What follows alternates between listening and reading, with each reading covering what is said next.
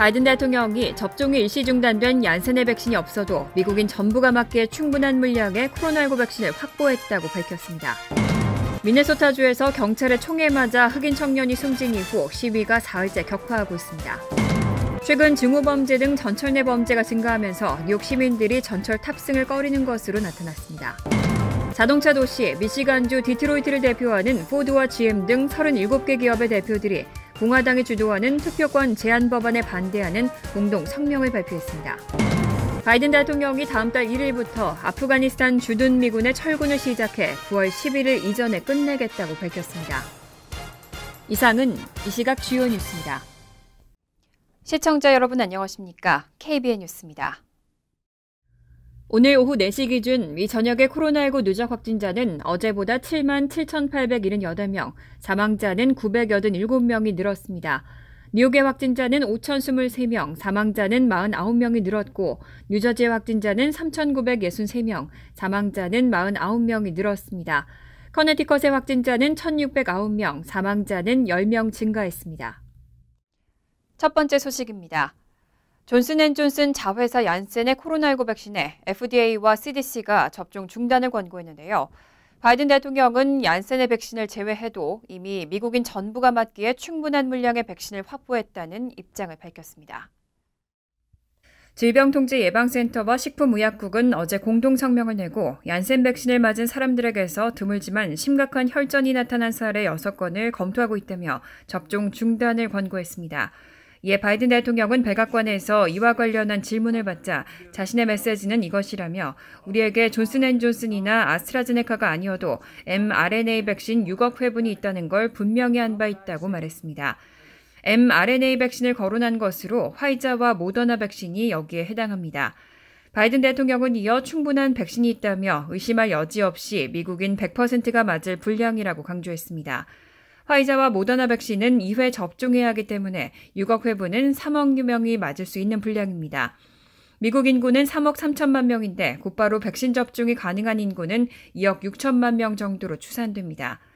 바이든 대통령의 이런 발언은 얀센 백신 접종 중단 권고에 따른 대중의 불안감을 달래는 차원으로 보입니다. 백악관은 이날 제프 자이언츠 코로나19 조정관 명의로 낸 성명에서도 국가 차원의 접종 계획에는 큰 영향이 없을 것이라고 밝혔습니다. 제약사 화이자는 다음 달 말까지 계획했던 코로나19 백신의 공급량을 10% 늘리고 7월 중순까지 약 3억 회분을 제공하겠다고 밝혔습니다. 모더나도 7월 말까지 미국에 총 2억 회분의 백신을 공급하겠다고 밝혔습니다. 엘버트 블러 화이자 최고 경영자는 어제 트위터를 통해 코로나19 백신 생산을 늘렸다며 5월 말까지 이전에 합의했던 공급량인 총 2억 2천만 회분보다 10% 더 많은 용량을 미국에 공급할 수 있을 것이라고 밝혔습니다. 또 7월 말까지 합의된 용량 3억 회분을 2주 일찍 공급할 수 있을 것이라면서 코로나19와의 전쟁에서 우리는 함께하고 있다고 말했습니다. 제약회사 모더나도 미국에 백신을 추가 공급하겠다고 밝혔습니다. 모더나는 어제 보도자료에서 미국을 제외한 국가의 코로나19 백신의 공급 과정은 미국보다 한 분기 정도 늦게 마련돼 있다고 말했습니다. 모더나는 이런 입장을 설명하면서 미국에 대한 백신 공급 일정을 재확인했습니다. 오는 5월 말까지 1억 회분, 7월까지 1억 회분의 백신을 미국에 추가로 공급하겠다는 계획입니다. 모더나가 이날 업데이트한 공급 계획은 자국에서 생산된 백신을 우선 확보하겠다는 연방정부의 입장이 반영된 것으로 보입니다. 전날 기준으로 모더나가 미국에 공급한 코로나19 백신은 1억 1,700만 회분으로 전 세계에 공급한 물량의 약 88.6%를 차지합니다. 미국을 제외한 다른 국가에는 1,500만 회분의 백신만 공급됐습니다.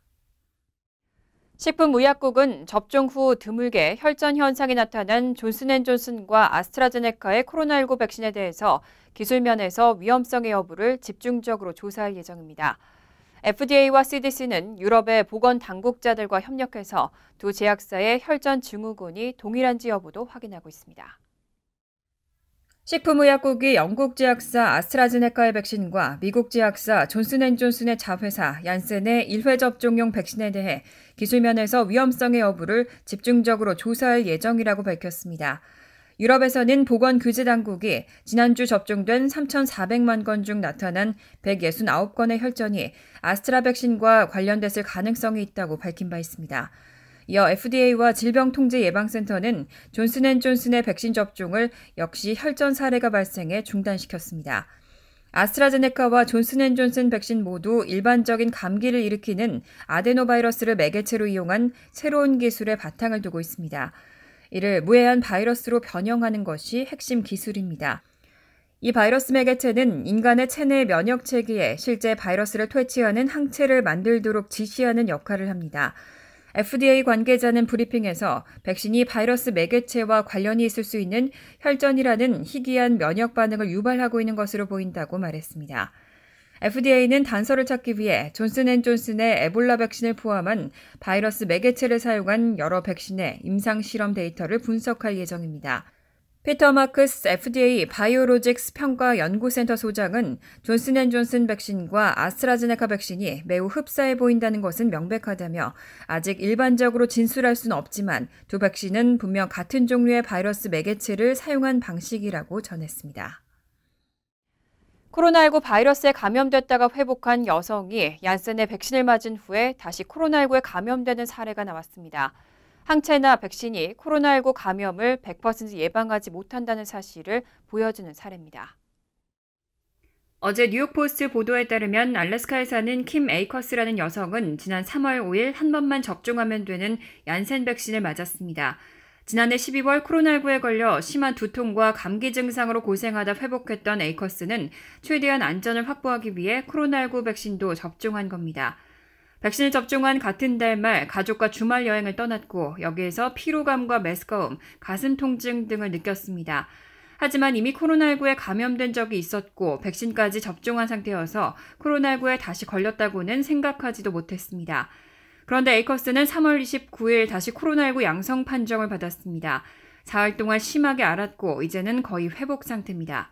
에이커스는 페이스북에 코로나19에 감염된 적이 있거나 또는 백신을 접종했다고 해서 양성이 나오지 않는다는 보장은 없다고 적었습니다. 전문가들은 백신 접종이 자연적으로 면역 체계를 형성하는 것보다 코로나19에 걸리지 않는 데 도움이 된다고 조언했습니다.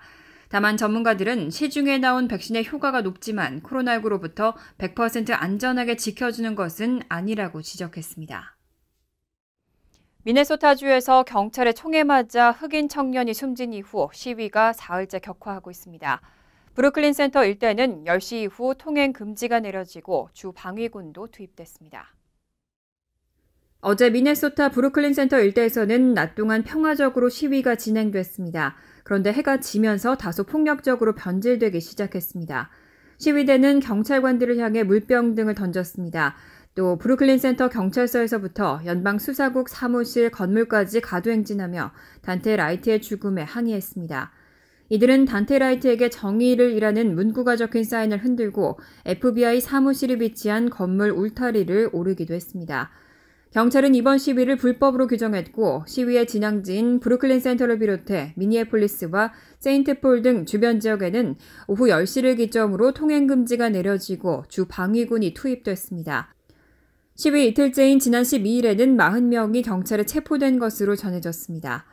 20세 흑인 청년 단테 라이트는 11일 브루클린 센터에서 운전을 하고 가던 중 교통법 위반으로 경찰에 붙잡혔고 도주를 시도하다 사살됐습니다.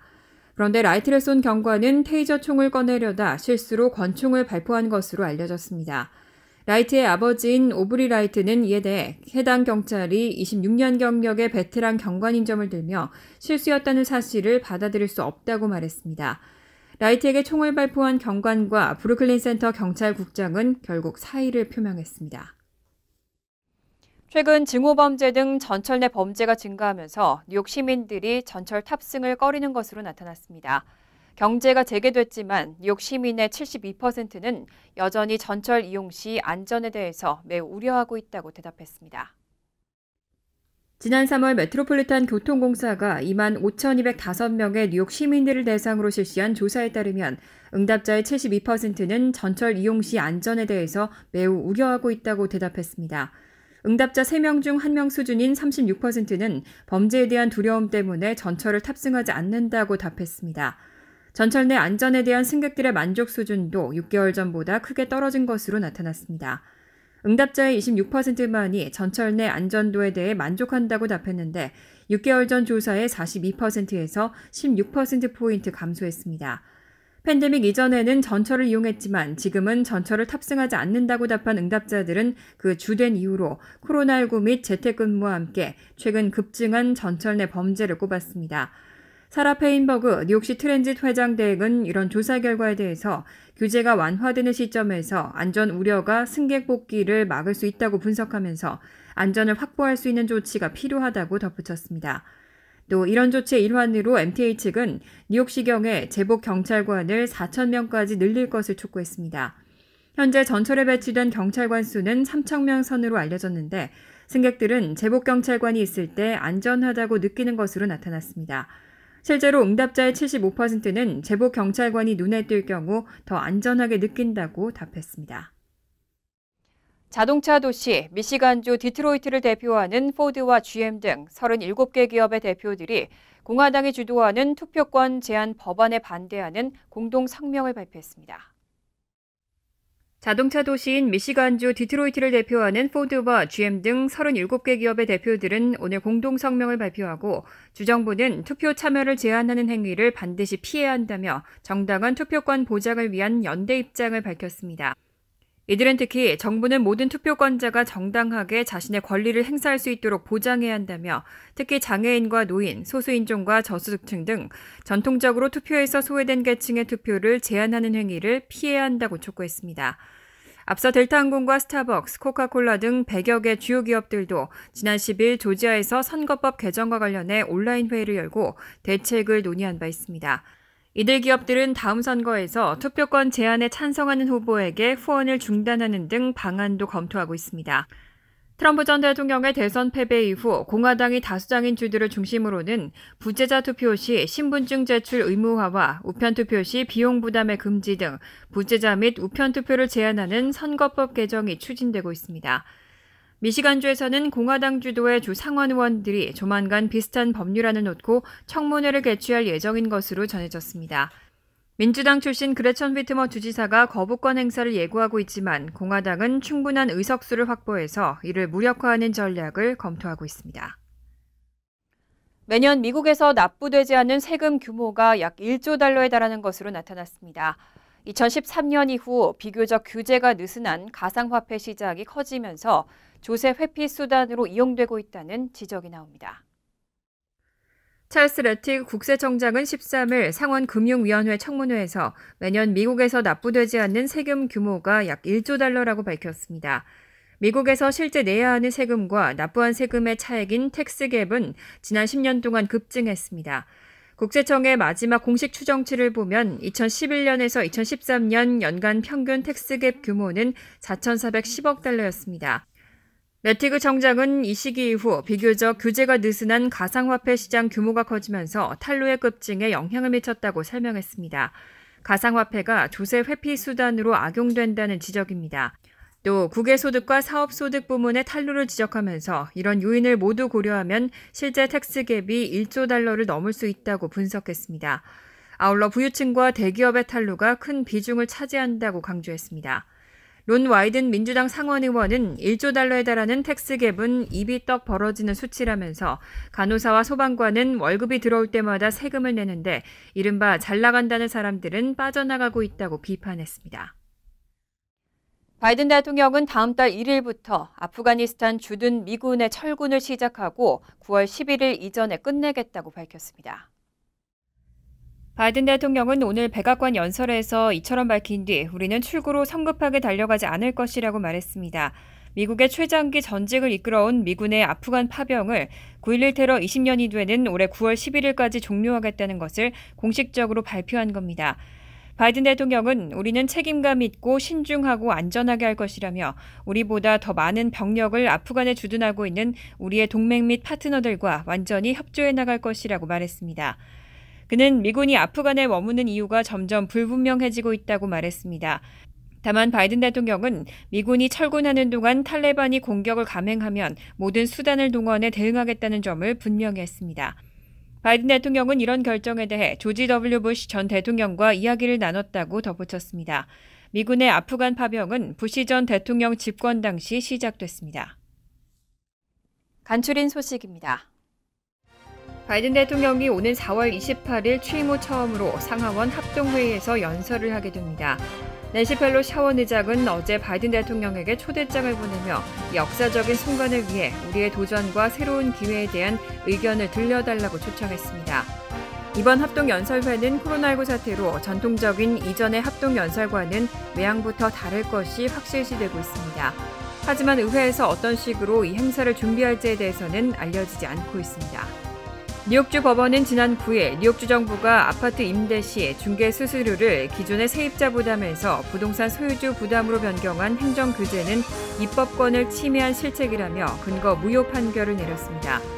법원은 뉴욕주가 지난 2019년에 세입자를 보호한다는 목적으로 임대 개혁안을 발표한 뒤 이어 2020년 2월에 내놓은 부동산 소유주 중개료 부담 규정은 어떤 법적인 근거도 갖고 있지 않다고 판시했습니다. 결국 이번 판결로 중개 수수료를 누가 낼 것이냐를 놓고 벌어진 논란은 세입자 부담으로 원상 복귀되는 것으로 정리됐습니다. 메릴랜드에서 장난감 총을 실제 총기로 오인한 경찰이 10대 소년에게 총격을 가해 숨지게 한 사건이 발생했습니다. 예비조사 결과에 따르면 어제 오후 1시 30분께 총기를 소지한 것으로 보이는 사람이 수상한 행동을 하고 있다는 신고를 받고 현장에 도착한 경찰은 소년이 경찰에게 총을 겨누며 쏘는 자세를 취하자 총격을 가해 사살했습니다. 하지만 이 소년이 갖고 있던 총은 장난감 총인 에어소프트건으로 확인됐습니다. 경찰 당국은 총기 관련 사건 절차에 따라 조사를 진행 중이고 해당 경찰은 행정휴직 처분 상태에서 조사를 받고 있다고 밝혔습니다. 역사상 최대 규모의 다단계 금융사기 사건을 저지른 버나드 메이도프가 노스캐롤라이나주 버트너의 연방교도소 의료시설에서 82세를 일기로 사망했다고 AP통신이 오늘 보도했습니다. 메이도프는 1970년대 초부터 2008년 12월까지 세계 136개 나라에서 3만 7천여 명을 상대로 보수익을 미끼로 신규 투자금을 유치해 그 돈으로 기존 투자자의 수익금을 지급하는 금융 사기를 저질렀습니다. 피해액은 최대 650억 달러로 역사상 가장 큰 규모입니다. 2008년 12월 체포된 메이도프는 징역 150년형을 선고받았습니다. 환율과 증권 소식입니다.